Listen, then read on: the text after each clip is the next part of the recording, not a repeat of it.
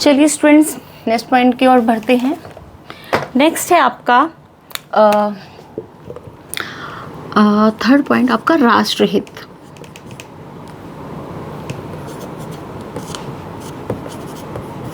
राष्ट्रहित या national interest. ठीक है, अब इस राष्ट्रहित में भी बहुत सारे पॉइंट्स आएंगे, वो फटाफट से लिख लीजिए आप। सुरक्षा, भाई अगर आप अपने राष्ट्रहित की बात कर रहे हैं तो सुरक्षा सबसे पहले है, सिक्योरिटी। दूसरा विकास, विकास होना बहुत ज़रूरी है। डेवलपमेंट,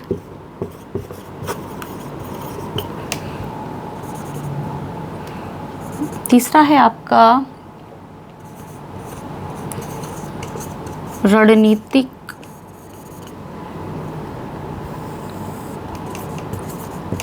स्वायत्ता। ठीक है, तो हमारे जब हम राष्ट्रहित की बात करते हैं तो राष्ट्रहित में सबसे पहले हमारा नेशनल इंटरेस्ट क्या होगा भाई? सुरक्षा देना। तो सबसे पहले हम किसी भी देश के साथ अपनी फॉरेन पॉलिसी कर रहे हैं, अपनी विदेश नीति स्थापित कर रहे हैं, तो सबसे पहले हम अपनी सुरक्षा की बात करेंगे, है ना।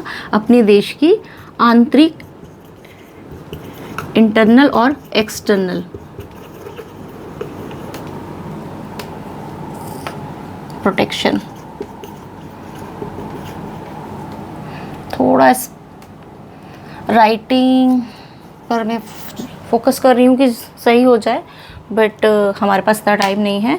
तो सुरक्षा में सबसे पहले आप इस तरह से लिख सकते हैं, अगर कोई भी देश है या भारत ही है अपनी फॉरेन पॉलिसी को निर्धारित करना चाहता है, तो सबसे पहले उसका जो राष्ट्रहित में प्रायोरिटी पर जो एक तत्व आता है वो है सुरक्षा। अपने देश की आंतरिक और बाह्य सुरक्षा को देखते हुए ही अपनी फॉरेन पॉलिसी निर्धारित करनी चाहिए। ऐसा नहीं होना चाहिए कि आपने किसी भी संधि पर, ट्रीटी पर सिग्नेचर कर दिए और उससे आपकी आंतरिक सुरक्षा वो बाधित हो रही है।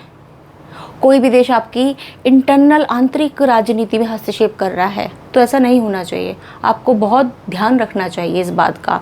अगर ऐसा हुआ तो एक तरह से देखा जाएगा जिसे हम उपनिवेशवाद की नीति बोलते हैं कि भाई उपनिवेशवाद तो चला गया, अब एक अलग तरीके से एक कल्चरल डोमिनेशन भी हो सकता है। आपको फाइनेंशियल कोई देश हेल्प कर रहा है, उस तरीके से भी आपके आंतरिक मामले में कोई अन्य देश हस्तक्षेप कर सकता है। ठीक है, तो इस बात का हमें विशेष ध्यान रखना है। नेक्स्ट है आपका डेवलपमेंट। विकास में हम देखेंगे हमारे जो भी फॉरेन पॉलिसी जब हमारा देश किसी देश के साथ निर्धारित करने जा रहा है, तो उसे दूसरा ध्यान रखना है विकास पर, डेवलपमेंट पर। जो हमारे देश के जो लोग हैं उनका जो लाइफ है ना, वो और अच्छी हो, आर्थिक या सामाजिक रूप से। तो हम देखेंगे हमारे देश की, हम जो भी पॉलिसी मेकिंग कर रहे हैं किसी अन्य देश के साथ, उससे हमारे देश के जो depressed section of the society है, जो गरीब तबका है, उसको कितना लाभ होने वाला है उस पॉलिसी से, उस संधि से, उस कॉन्ट्रैक्ट से, उस समझौते से। हमारे देश की जो एक डेवलपमेंट है वो किस तरह से इन लोगों को भी मेन स्ट्रीम्स में जोड़ के चलेगा, राइट। तो विकास में आर्थिक और सामाजिक आप लिख लीजिए, आर्थिक और सामाजिक विकास। और इसमें आपको लिख लेंगे जो भी पिछड़े वर्ग हैं, हाँ, पिछड़े वर्गों का जीवन स्तर, पिछड़े वर्गों का जीवन स्तर कितना बेहतर हो गया है, हाँ, कितना आपने बेहतर बनाया है, उस चीज़ पर ध्यान रख के आपको समझौता जो भी है आप अग्रीमेंट कर रहे हैं वो करना है, राइट। अब आ जाती है आपकी राजनीतिक स्वायत्ता। इसे बोल सकते हैं स्ट्रैटेजिक ऑटोनॉमी। ठीक है, तो स्ट्रैटेजिक ऑटोनॉमी में क्या देखेंगे आप, जैसा मैंने आपको ऊपर बताया है कि सुरक्षा में कोई भी अन्य देश है, अगर आप किसी देश के साथ फॉरेन पॉलिसी कर रहे हैं तो आपको अपनी सॉवरेनिटी, अपनी स्वायत्तता आप कितना ध्यान में रखकर चल रहे हैं? क्या आप अपने देश के लिए, अपने देश के हित के लिए स्वतंत्र रूप से निर्णय ले पा रहे हैं? किसी भी अन्य देश का आपके इंटरनल मामलों में हस्तक्षेप तो नहीं है? इस चीज़ का आपको विशेष ध्यान रखना पड़ेगा। डिसीजन मेकिंग पावर, निर्णय निर्माण की जो प्रोसेस है वो बिल्कुल स्वतंत्र रूप से होना चाहिए। आई होप सो कि आपको यहाँ तक समझ आ चुका होगा। नेक्स्ट पढ़ते हैं हम इकोनॉमिक फैक्टर की ओर। एक पिक्चर ले लीजिए आप, ठीक है। चलिए,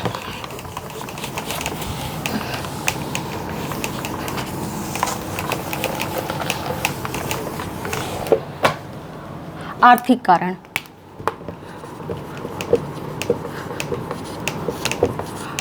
आर्थिक कारण या इकोनॉमिक फैक्टर।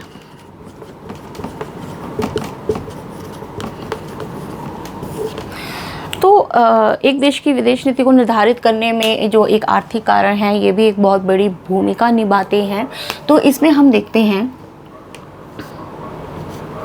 कि जब देश स्वतंत्र हुआ तो हम अपने फंडामेंटल राइट्स और राज्य के नीति निर्देशक तत्वों में भी पढ़ चुके हैं।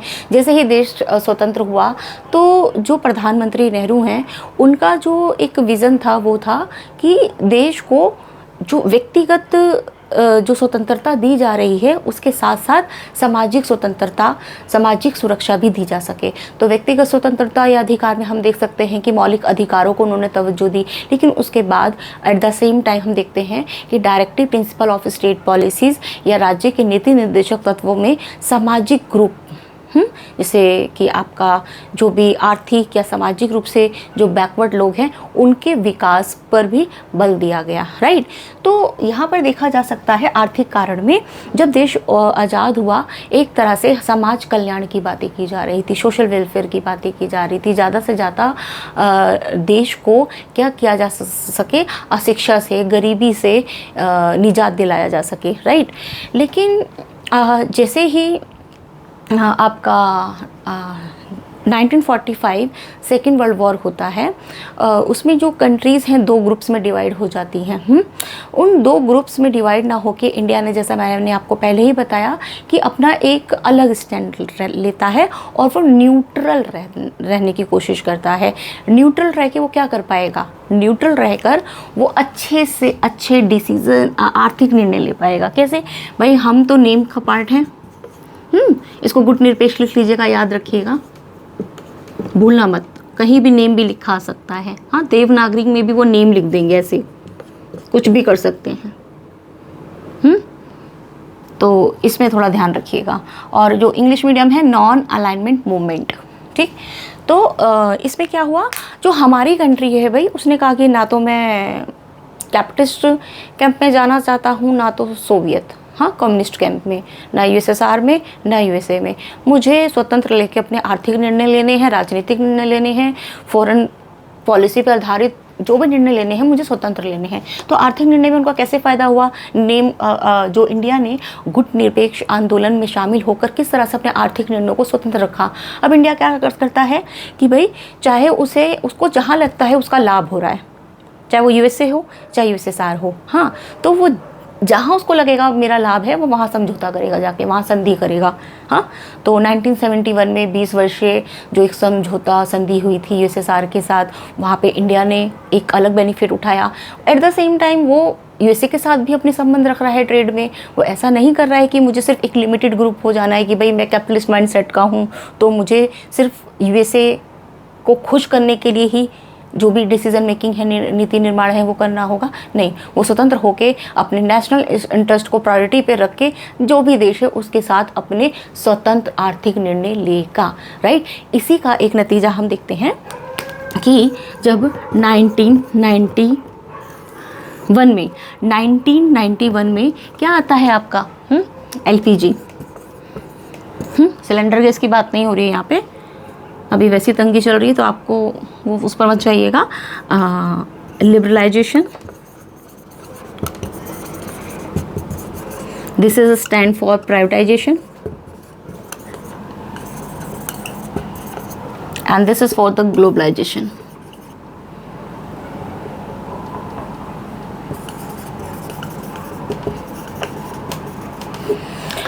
फटाफट से मैं हिंदी में लिख देती हूँ। उदारीकरण या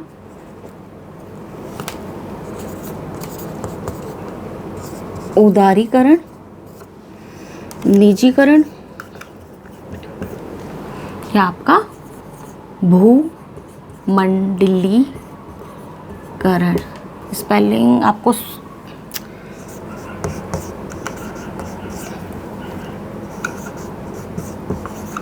ये इतनी जल्दी हो रही है कि स्पेलिंग भी सही नहीं समझ, ठीक है। उदारीकरण, निजीकरण एंड भूमंडलीकरण। अब इसका क्या था भाई, लिबरलाइजेशन या उदारीकरण। उदारीकरण में क्या होता है, जैसे ही यूएसएसआर का विघटन हो गया, 15 गणराज्यों में विभाजित हो गया, डिक्लाइन हो गया यूएसएसआर का, एंड उसके बाद जो इंडिया है उसने ओपन डोर पॉलिसी अपनाई। हाँ, उसने क्या किया कि जो भी, पहले उदारीकरण देख लेते हैं। उदारीकरण में क्या किया उसने, जो भी सरकार है, जो भी स्टेट का रोल है, पहले बहुत ज़्यादा स्टेट का रोल हुआ करता था। हर एक मामला है, चाहे वो प्राइवेट हो, पब्लिक हो, कोई भी सेक्टर हो, तो वहाँ पे देखा जाता था स्टेट को ज़्यादा से ज़्यादा मेन भूमिका में रखा जाता था। स्टेट क्या करेगा, रिक्रूटमेंट भी करेगा, एडमिनिस्ट्रेशन वाला पार्ट भी निभाएगा, राजनीति भी करेगा, सरकार भी संभालेगा, हाँ, एंड प्रोडक्शन भी करेगा। इट कांट बी पॉसिबल कि एक ही व्यक्ति सारे काम कर ले, कुछ ना कुछ तो इफेक्ट पड़ेगा। तो वहाँ पे करप्शन आया, आपको लाल फीताशाही दिखी, नेपोटिज्म दिखा, तो यहाँ लगा कि भाई बहुत करप्शन हो रहा है, बहुत ज़्यादा स्टेट को बहुत सारे काम दे दिए गए हैं, अब स्टेट को थोड़ा सा पीछे ले जाओ, एक स्टेप पीछे ले जाओ, और जो रिस्पॉन्सिबिलिटीज़ हैं वो क्या करो, सरकार के हाथ से थोड़े से काम छीन के हम प्राइवेट हाथों में दे देते हैं। तो उदारीकरण में क्या हो गया, सरकार के एक रोल को कम कर दिया गया, एंड प्राइवेटाइजेशन में क्या हुआ, जो भी प्राइवेट कंपनीज थी, हाँ, उनको कॉन्ट्रैक्ट दे के काम कराया जाने लगा। ओपन डोर पॉलिसी कर दी। पहले इंडिया क्या था, इंडिया को एक डर था कि भाई अब तक तो हम उपनिवेश थे ब्रिटेन का, और उस तरह से हम जी रहे थे, 200 साल तक हम वैसे ही जिए हैं। इंडिया को एक डर था पोस्ट इंडिपेंडेंस, कहीं हम ऐसी पॉलिसी पोस्ट इंडिपेंडेंस ही अपना लेते तो अभी अभी तो हम आज़ाद हुए हैं, कहीं फिर से कॉलोनी ना बन जाए, कहीं फिर से उपनिवेश ना बन जाए, किसी ना किसी रूप में वो इस तरह से उपनिवेश नहीं बनना चाहते थे। लेकिन अब कंडीशन ऐसी आ गई थी कि उनको ये जो स्ट्रैटेजी है वो अपनानी ही पड़ती। तो जैसे ही 1991 में यूएसएसआर का विघटन हुआ, तो निजीकरण में देखा गया, ओपन डोर पॉलिसी अपनाई गई, खुली अर्थव्यवस्था की नीति अपनाई गई। अब प्राइवेट जो मल्टीनेशनल कंपनीज़ हैं उनको भी बाहर से बुलाया गया कि आप यहाँ पर स्वतंत्र रूप से व्यापार करें। स्वतंत्र रूप से ऐसा नहीं है कि जो हमारे देशी जो व्यापार है उनको दबा दिया जाए, हाँ, एक तरह से उनको एज अ कंपटीशन में उतार दिया गया। तो निजीकरण में देखा गया बहुत सारी जो मल्टीनेशनल कंपनीज़ हैं वो बाहर से इंडिया में आई। तो इंडिया का हम देखते हैं टेक्नोलॉजी में, डेवलपमेंट में बहुत ज़्यादा विकास हुआ, और यहाँ पे इसी को हम निजीकरण बोलते हैं। फिर आपका ग्लोबलाइजेशन में देखते हैं, ग्लोबलाइजेशन में आपका चाहे कल्चरली हो, इकोनॉमिकली हो, जो एक आदान प्रदान होना था, वो चाहे मैंने बताया ना, जैसे कल्चर हो, हमारा कल्चर है या बाहर का कल्चर है, वो इंडिया में आ रहा है, हम एक दूसरे की कल्चरल वैल्यूज़ को समझ रहे हैं, इकोनॉमिक वैल्यूज़ को समझ पा रहे हैं। तो ग्लोबलाइजेशन में देखा जाए एलपीजी में ये तीनों ही फैक्टर जो क्या हैं, भारत की विदेश नीति को निर्धारित करने में एक महत्वपूर्ण भूमिका निभाते हैं। तो आप इसमें जो इकोनॉमिक में है ये सारे पॉइंट्स आप लिख सकते हैं, राइट। फिर आपका इसमें एक ट्रेड भी आ जाएगा, आप ट्रेड भी मेंशन कर सकते हैं, इसमें किस तरह से ट्रेड को बढ़ावा मिला, ये सारी चीज़ें आप इसमें मेंशन कर देंगे। चलिए एक पिक्चर ले लीजिए, फिर नेक्स्ट की ओर मुड़ते हैं।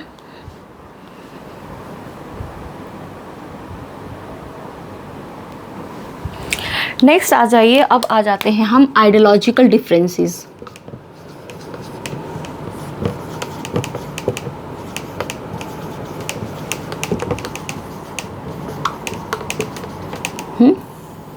वैचारिक कारण।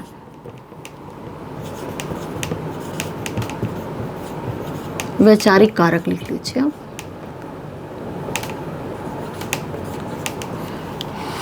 अब इस वैचारिक कारक में हम क्या देख सकते हैं, सो जैसे ही देश हमारा आज़ाद हुआ तो वहाँ पे था नेहरूवियन एरा। नेहरू काल भी लगा लिख सकते हो आप इसे। तो देखिए, तो जो एक आइडियोलॉजी थी, जैसे ही देश आज़ाद हुआ नेहरू देश के पहले प्रधानमंत्री बने और उनकी जो विदेश नीति या विदेश नीति करने का जो एक तरीका था वो क्या था, बहुत आइडियलिस्टिक था, आदर्शवाद पर आधारित था। हाँ, तो आप यहाँ पे लिख सकते हैं बहुत आदर्शवादी था, एक आदर्शवादी तरीका था। इसी आदर्शवादी तरीके में नेहरू ने क्या किया, उन्होंने 1954 में पंचशील की एक पंचशील समझौता हुआ। किसके साथ?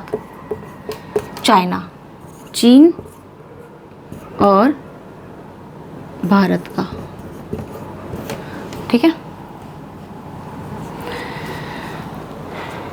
और इस समझौते में क्या बात की, क्योंकि यहाँ पे इस समय पे क्या चल रहा था, जो भारत था वो चाइना का बहुत बड़ा एक अच्छा फ्रेंड बन गया था। बेस्ट फ्रेंड होता है ना, बेस्टी, और फिर वो बेस्टी धोखा दे देता है, वो वाली कंडीशन थी यहाँ पे। तो भारत चाइना का बहुत बढ़िया रिश्ता हो गया। हिंदी चीनी भाई भाई वाले नारे भी लगने लग गए। 1954 में पंचशील आपका समझौता आया, जिसमें लिखा कि भाई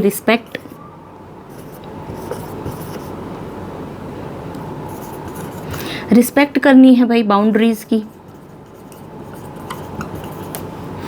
रिस्पेक्ट किसकी करनी है आपको? सॉवरेनिटी की।